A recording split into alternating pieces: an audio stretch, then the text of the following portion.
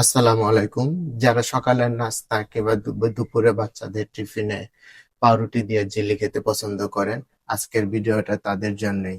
আজকে আমি আপনাদেরকে দেখাবো বাসায় বসে কিভাবে আনারস দিয়ে জেলি বানাবেন। তাহলে চলেন আমরা জেলি বানানো শুরু করি। আমার জেলি বানানো শিখতে হলে সম্পূর্ণ ভিডিওটা দেখতে হবে। আমি 4টা আনারস নিয়েছি, আনারসের জুস করে নিয়েছি জুসার মেশিনে দিয়ে। আমার 4টা আনারসের আমার 3 লিটার পরিমাণে জুস হয়েছে। আমি সম্পূর্ণ জুসটা একটা ডেক্সিতে দিয়ে দিয়েছি। এখন আমি বয়েল হওয়া পর্যন্ত অপেক্ষা করতেছি। আপনারা অপেক্ষা করেন।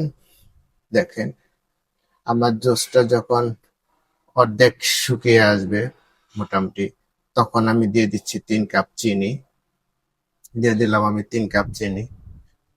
প্রতি 1 লিটার জুসের জন্য 1 কাপ চিনি ব্যবহার করতে হয়। আমিও সেটাই করেছি।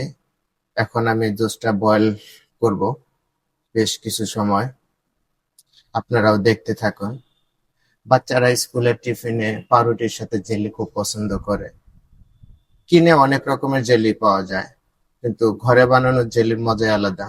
দেখেন আমার জেলিটা এখন এই অবস্থায় অর্ধেকের বেশি কমে গেছে। এখন আমি দিয়ে দিচ্ছি 1 কাপ পরিমাণে লেবুর রস।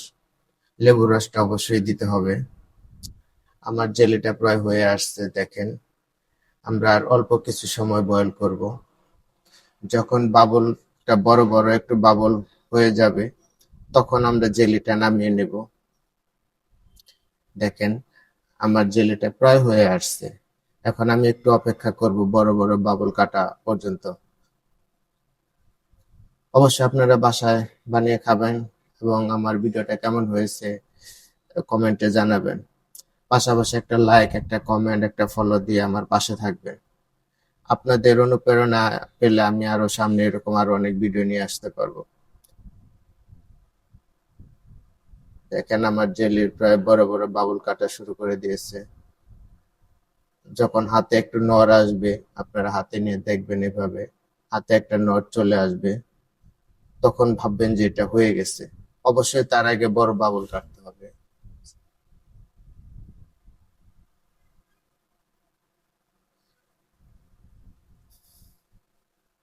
এটা ছোট বড় সকলেই খুব পছন্দ করবে। হুম, আমার জেলিটা হয়ে আসছে। দেখেন এখন বাবুল কাটতেছে। আপনারা ঠিক একইভাবে স্ট্রবেরির সময় স্ট্রবেরি, গোয়াবার সময় গোয়াবা দিয়েও বানাতে পারেন। সেগুলো আমি আপনাদেরকে দেখাবো সামনের কোনো ভিডিওতে। আপনারা গোয়াবা দিয়ে বা পেয়ারা দিয়ে কিভাবে জেলি বানাবেন, অথবা স্ট্রবেরি দিয়ে।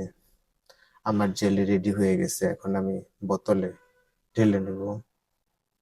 আমার 3 লিটারে 4টা জেলি হবে। দেখেন আমি 3টা করে নিয়েছি। আরো একটা বোতল আমি অ্যাড করে দিলাম। আমি 4টা বোতল জেলি করে নিলাম। আপনারাও বাসায় বানিয়ে খাবেন। এটা অনেক খেতে মজা। আমার সম্পূর্ণ ভিডিওটা দেখার জন্য আপনাদের সবাইকে ধন্যবাদ। আমার ভিডিও যদি আপনাদের ভালো লাগে তাহলে অবশ্যই একটা লাইক, একটা কমেন্ট, একটা ফলো দিয়ে পাশে থাকবেন। ধন্যবাদ।